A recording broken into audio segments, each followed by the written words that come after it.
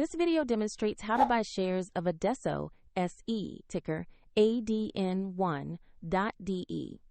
ADESSO SE is a German IT services and software consulting group listed on Xetra, and this guide is educational only, not financial advice. To buy shares, you need a broker account. I use eToro as a neutral example to show the steps. After registering, you will need to verify your account, usually by uploading an identity document, and add funds to your account before buying. Use the platform search bar and type the ticker ADN1.de to find the listing.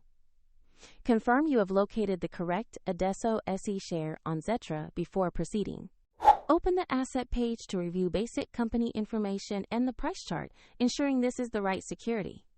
Check the listing details and trading venue to confirm it is ADESSO SE on Xetra.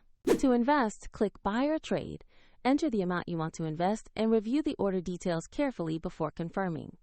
If the market is closed, your order may be placed as a market order when trading resumes, and if you do not have enough funds, the platform will prompt you to add more before confirming. Your ADESSO SE position will appear in your portfolio after the trade executes. Find the eToro link in the description if you want to visit the platform shown in this example.